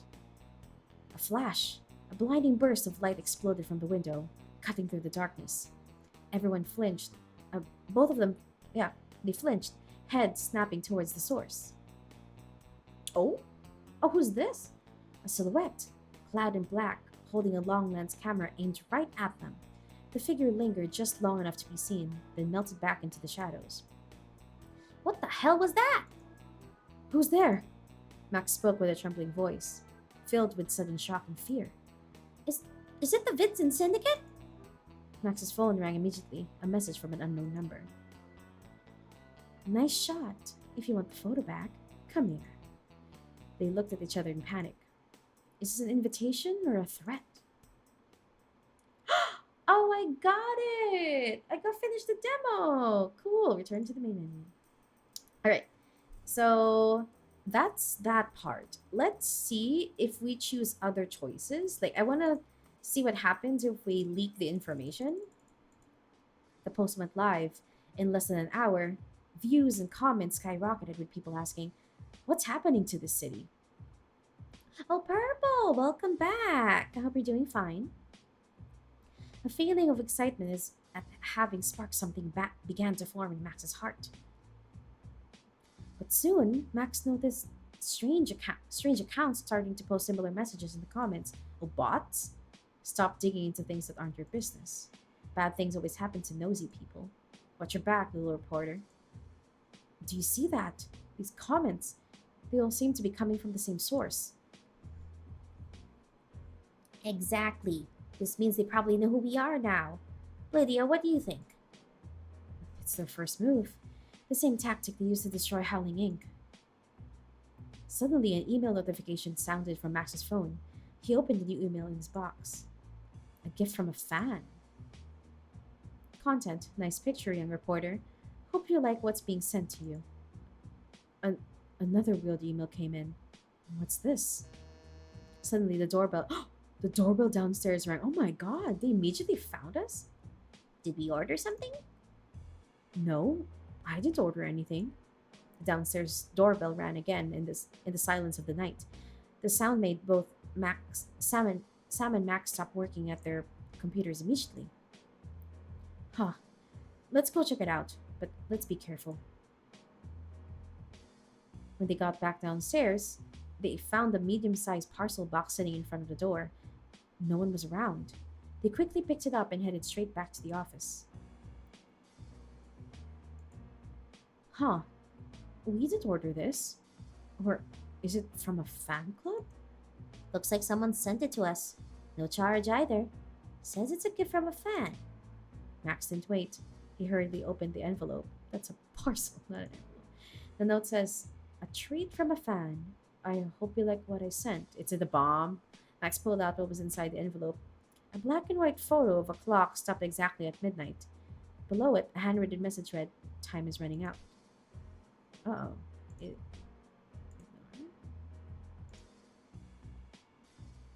Stop clock at 12 o'clock. What does that mean? Midnight or noon? And this message, they're telling us our time is running out. A heavy silence filled the room. The stop clock in the photo seemed like a symbol of a countdown. Does it mean they're giving us time to stop reporting this story, Or maybe they're counting down before doing something to us. Uh-oh. Oh my goodness! Uh-oh. Hold on. Oh my goodness, Yuki, that's so sweet of you. Welcome in with the raid. I guess you guys are playing Genshin, right? One second, yeah, you're playing Genshin. Wonderful. I hope you guys had a good time in Genshin over there. Yeah, hello. Hi everybody. Welcome in. Thanks for joining the raid with Yuki and and yeah, sorry, I get my brain just scrambled there, but hi, hello Yuki and your community, welcome in. I appreciate the raid. If you're tired from your stream, Yuki, go get some rest, and I'll take it from here. But hi to any raiders who are not familiar with me. Hello, my name is Tala. I am a star goddess VTuber from the Philippines, and today I'm on the last day of the Buwan ng Wika Lingua narrative celebration. I'm playing this murder, like not murder yet, but it is a mystery. It's a crime solving game. This is just the demo for. Let me give you guys the link to the game. There. The Truth Beneath the Shadows by Eros Game Studio 79. Yeah, like yeah, Buwan ng Wika. Yes. The the game or the event is it's named after the Philippine like celebration for the month, but the games that we're covering are all around the world actually. And this is from a developer from Thailand. A couple on the first day I played two games from our country, from the Philippines, and then some like yesterday, or was it the other day? I think it was the other day. Yesterday we played a game from some Serbia, and then the other day we played a game from India and from Russia. So like we the games involved in the event are worldwide, and you guys can actually learn more about them in the pinned comment in my chat here. But I'll pull it up for you guys here as well. If the Steam page is available until today on the 16th, you guys can check out a nice list of games and demos in like an participating in the festival. It's like a lot of the demos, and all of the demos actually are just free and you can try them out. And the games that are in the festival are more narrative focused, so story heavy, or are here because they localize their or they focus on localization. So it's like they have different translations and localizations into different languages so that they're more accessible to people worldwide. And I think that's pretty cool. Why is Winnie the Pooh buff here? Wait, that's not Winnie the Pooh. Winnie the Pooh has like shorter fur. But hey, if you guys like the art, why don't you check out the game over here? I have been playing so many beautiful games this week. It's so fun. It's been actually so fun. With this one, this is just the demo, and we actually reached one ending just before you guys rated in.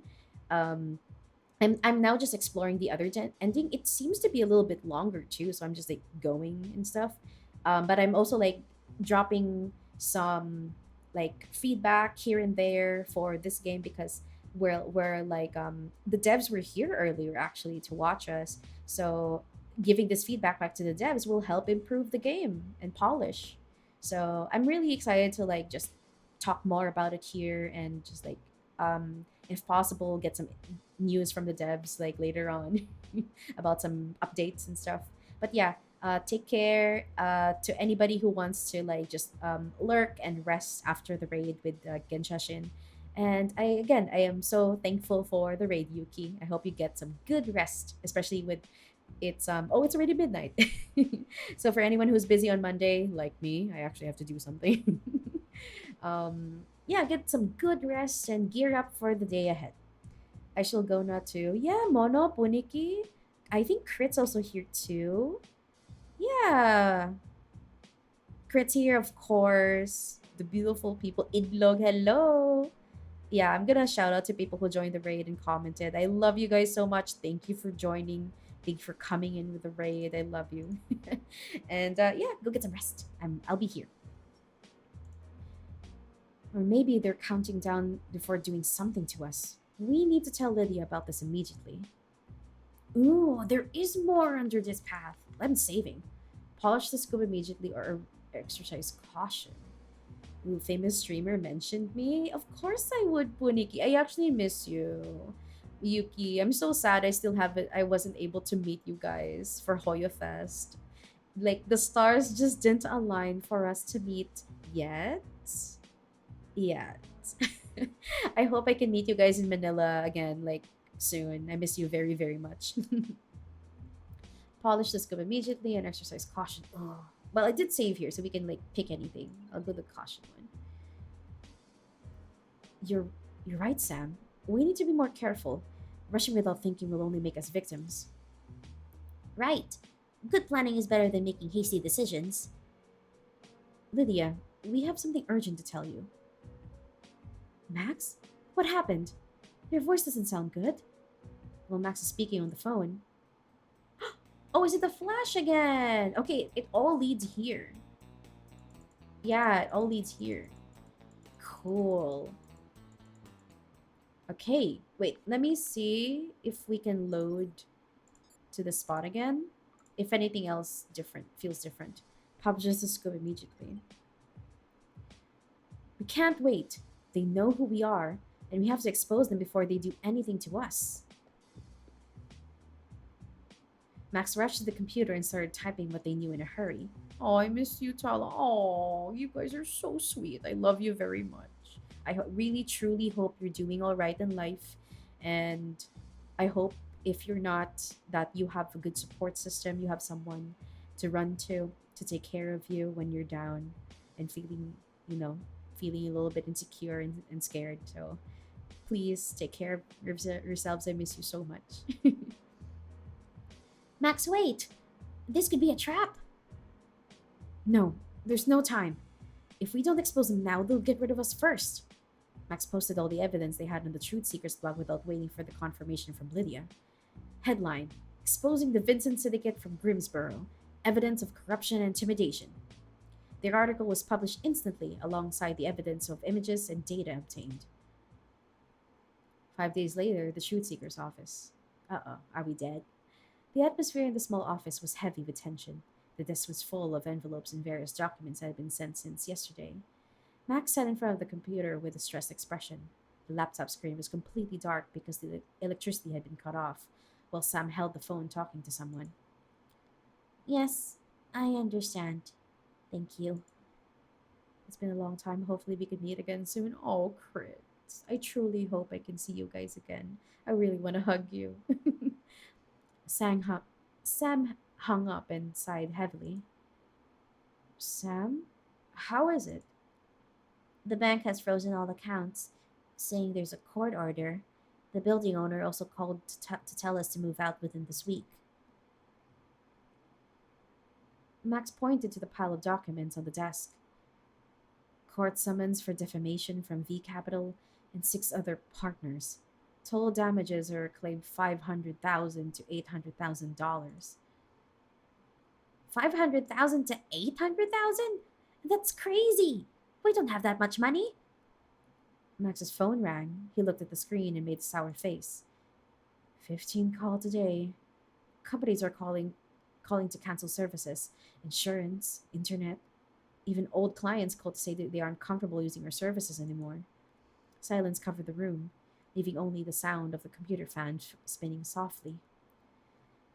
They use everything, every way to destroy us step by step.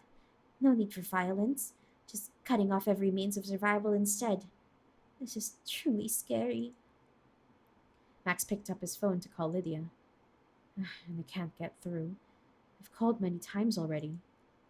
Have you tried going to the Howling Ink office? Howling Ink office? I went there this morning. The building was closed. There was a for rent sign on the door. The landlord said Lydia moved out yesterday, leaving no new address to track her down. The Vincent Syndicate's going to do the same thing to us as they did to Lydia. They're moving all at once. Yeah, their influence spreads everywhere. Can't fight it. Now I understand why Howling Inc. had to shut down. Lydia already warned us that publishing news requires strategy, but we rushed it instead. A text message around a text message sound came into both their phones at the same time from an unknown number. See? This is the result of playing with fire. Stop investigating and your life might return to normal. Game over. Posting news without a strategy allowed the Vincent Syndicate to use their economic and legal influence to completely destroy your lives. No violence, no kidnapping, but the result is the same. The investigation is over. Game over! Return win. Oh no, but we got like a good ending, or rather, like a better cliffhanger ending earlier. So, yeah, that's about it for now. So, guys, here, I'll leave you with the link here as I yap about some feedback stuff. So, my biggest gripe is like the writing's a bit repetitive. And I think the characters are a little bit too showy. Like it's a very tell don't show sort of thing that I wish, for example, that there was a little bit more setup, like a lot more setup actually, to like how these characters acted before, even before we started the investigation, and even let's say even before we met Lydia. Um, like we don't know how these guys are, and I don't know how to feel about them because besides their appearance, I would like to just have a feel for how they act like so I can know how to voice them. But it's just like I kind of clocked it pretty early on though, like how they what their personalities are. Which is good, which is good. But it's just like but purely by writing. Let's focus on the writing. Without talking about the bugs with the text, right? Because it's a different like technical. We'll do technical like last because it's like if you ask me, one of the easier things to fix, I would say, coding. Um, but with the writing itself, I think there's just too much repetition. There's a lot of stuff that they say over and over again, especially at the very beginning.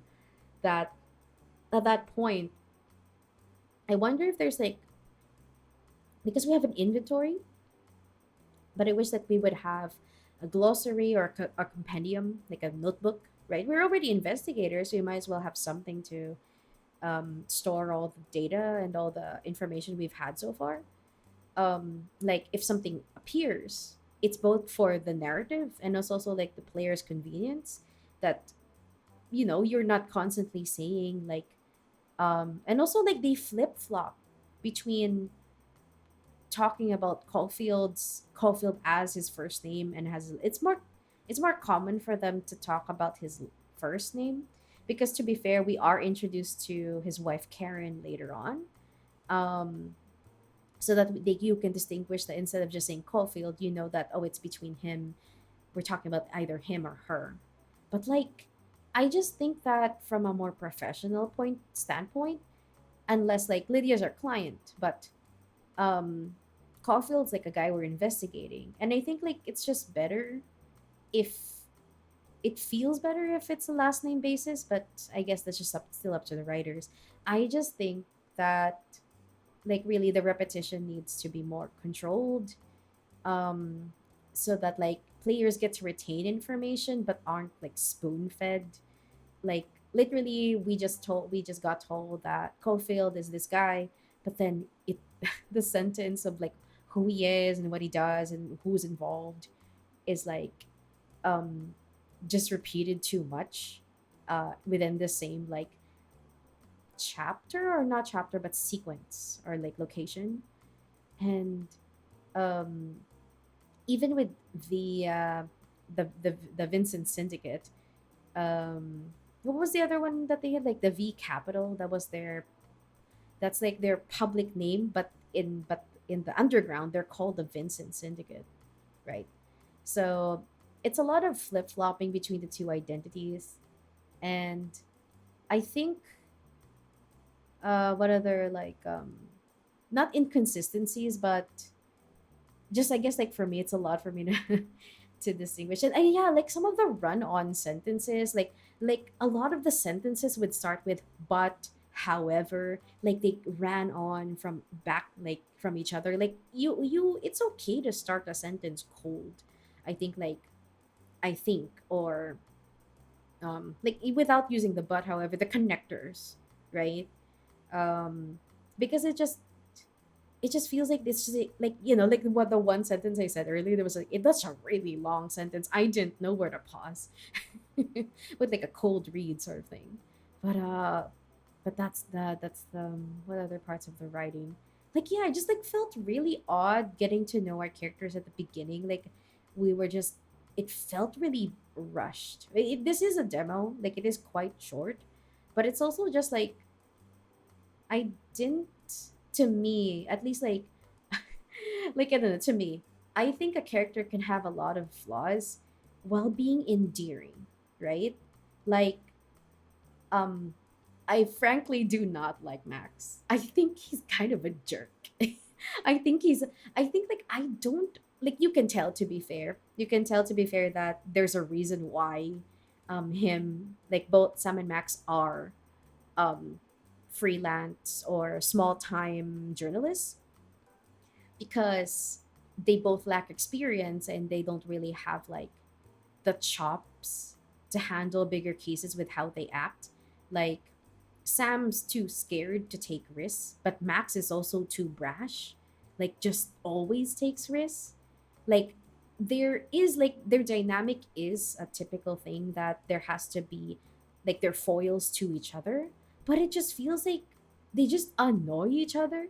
Like it feels more like the player is forced to take a path between the two. It feels like I'm playing two MCs at once instead of playing a team or a duo. Like that's what I'm feeling with how their dynamic is. Like there's a very small moment with the car ride where we actually are shown like how they care about each other, but it's like I wish that it would have been at the very beginning too, where it was a cold open, or not a cold open, but it was like more of a soft thing that like, oh, we're here at the building to see our client, and they're launched right into talking to Lydia and all that. Like there is like a way that you set up a mystery where it's like, hey, like we meet our client, but we the player or the audience doesn't know how um how the main characters like act like or behave like yet. We just know that there's a mystery to solve, and it's up to us, right? But it's like the way that they even take, we have to be introduced to these characters properly because we saw them argue with themselves. Should we take this risky thing? Like, why would you invite us? Why would you hire us to take this really dangerous, it feels like, and that's also the thing, like they keep repeating that there's like a lot of like dark stuff in the working in the background, but it doesn't, like the weight doesn't kick in to them like until much later. Like, isn't it suspicious that somebody like a lady you don't know from a like who owned a company that got like destroyed, whose image got destroyed by a literal syndicate in the city who controls a lot of things in the city, like she hires you to do a thing for her without telling you too much, like, and it's like it involves a missing CEO who got who worked with like the freaking syndicate that took her company down. Like, come on, man. Like, the weight of the mystery isn't like there at all. Like, it, they actually do feel the weight, like, or rather it's not weight but hesitation in general, because like, oh, why would you trust us? It's like not even the mystery, but like it's Lydia herself, like, why would this lady trust us? Should we take the case? But yes, um yeah, just like those flaws in that. Thanks for playing the game. Don't forget to wish this and follow on Steam. Yes, yes.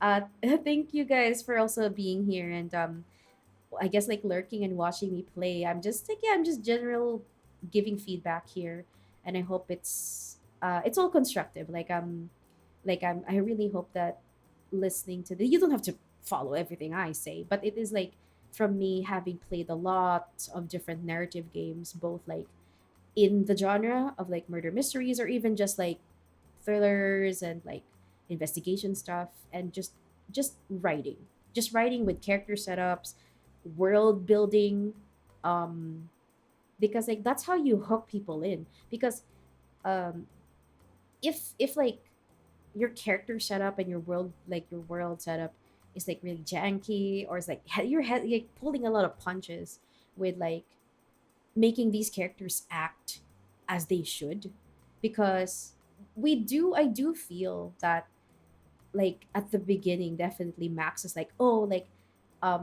he is a bit hesitant, or he's just asking a question like, why would Lydia, this lady, like trust us with a case like this? But but you're also showing that he's quite brash. Like, I think like he would, maybe I could replay the very beginning. um we could see, maybe I could do that, maybe I could start a new game here. So this is more of like, it's also like the game has like a lot of flowery text right in between. Oh, that's another one too. There's there's a lot of flowery text that could be instead like either like completely not be in there, because it's, I don't know, like a lot of things that could just be cut to the chase, especially like in more tense moments or moments that just needs to give you information. um because like you can tell that the character is hesitating, a character is sighing, or a character is laughing, like either within the tone or how like the conversation flows, without having to say, oh, he laughed, or he looked sad or felt sad, or like she's hiding her emotions. Like, you could tell, you could just like, it's the setup that could like give you the mood or the atmosphere without having to tell not show sort of thing, right? So let me look at the exact, oh, the Howling Ink building here, right? I want to see, why exactly do you have to use the back entrance? So here, like, we already know that from the first line from Sam that this is a weird case. Why do we have to go in the back? And Max is like, yeah, let's go in, don't worry about it, And it's in a dim hallway too, through the back entrance, especially this time. And Lydia was like, "That's, she got it. Like, we aren't allowed in the front. Lydia's scheduled." Yeah, and she's a capable lady, but it's like a little bit suspicious how she lets them in, right?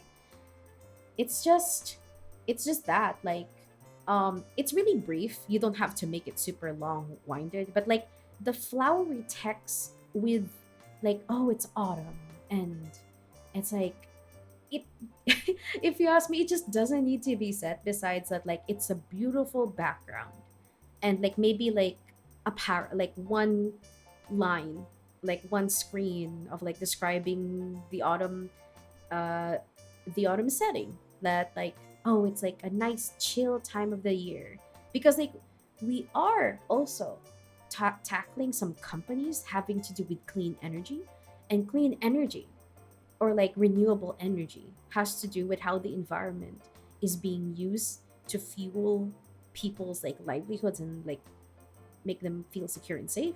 So maybe there's some like, because we had a phenomenon earlier as well, like that I'm still confused about, that like a roof collapsed on us when there was no construction, so someone dropped and metal and cement on, I don't know. That was a weird thing too. um uh, there was also a moment where they said like the weather was weird. So it's because like we know that the crime syndicate, like the Vincent syndicate, can influence like um financial stuff and power around you, but not like physically manifesting in the environment. So it's like there's a lot of things going against them, but I don't think the environment's one of them. So I say like having a setup or describing a setup for like the weather and the time of the year, the seasons, like I guess it's a little bit too flowery when that time at the beginning could just be spent more introducing your characters with an extra line or two. Like it's to the point that, oh, Sam's like hesitating or questioning a little bit more, and Max is brash and like just jumping into things. But in other parts, it's also a little bit too much. Like it's just I don't know. But at least from what I have observed, the writing for Lydia and how she's being introduced is a lot better. Like it feels like her parts are more solid. Like she tells us like, I have a job for you and it is dangerous and you got to prepare yourselves if you take it up, but it's a thing that you can just turn down, right? Like it's what I have decided, I've just picked you, but it's also a thing that's dangerous that will put you at risk because you're also like unprotected. And that's also like because she doesn't offer us protection straight up, I would say. We can contact her, but she doesn't truly say, I would I would say that we can completely trust ourselves with her. At least like I don't know. Hmm. But yeah, like that's more of the dialogue, that's more of the story setup. And then I think the backgrounds, I think the art is gorgeous. There's no qualms there. The backgrounds, the music, and the character art, the character splash art, and the PNGs, they're all gorgeous. No notes on that at all. They're all very pretty. I love Karen's design the most. So she's a favorite for me. Also, I think I liked the guy, the Vincent guy, and like in the newspaper article earlier. So there's that. Um, but for the technical stuff, earlier, literally, my game crashed because I didn't know which one to click. That there was a bug when interacting with any object that has a pop-up window. If you didn't know which like thing to click on, it would like just like not crash but close your game. Um, so that's definitely a bug in the demo that needs to be fixed because the investigation happens at the beginning in the first 10 minutes. And if like players just get kicked out and don't know what to do, then that like turns people off from exploring the game, even as a demo. Um, it's like a essentially a game breaking bug question mark. Um, but and also like that one line of the text accidentally being in Spanish was kind of funny. Um, I made a joke out of it, but it is like something to take note of. It happened at the first, yeah, a lot of the bugs happened during the first investigation scene. So there's that to consider. Um, yeah, and currently there's two menus there's if I just press escape, it takes me to this is the save spot. But if I want to load my game, I have to go here to the bottom.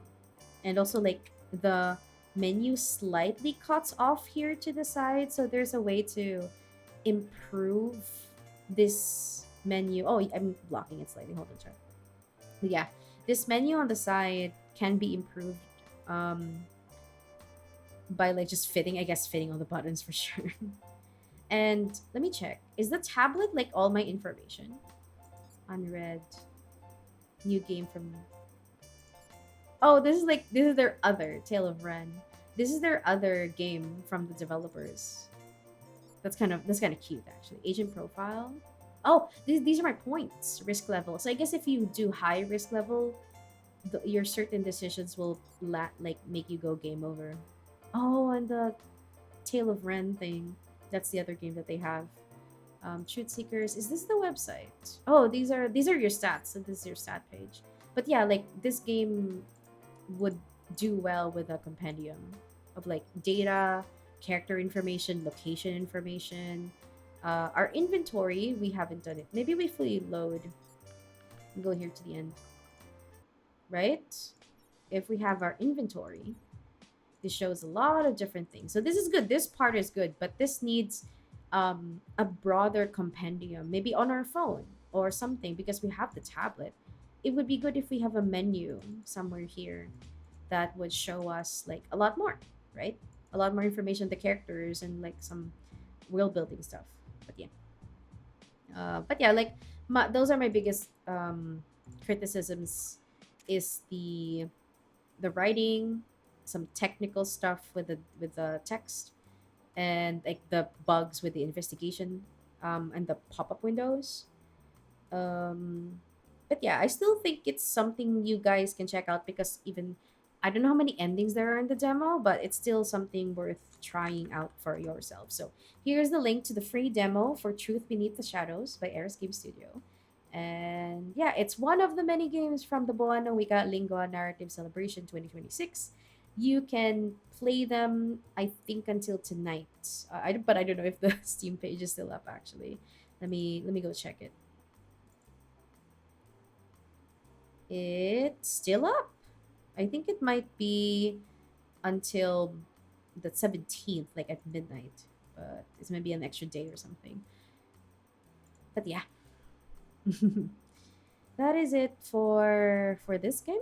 I appreciate the devs here for popping in and just talking to us a bit. And yeah, don't forget to, if you guys are interested in the game and seeing more updates, because I really do hope they would fix some things in the game. You can wishlist it, and I think the game is allows you to also leave a review if you played the demo and have some stuff to talk about it.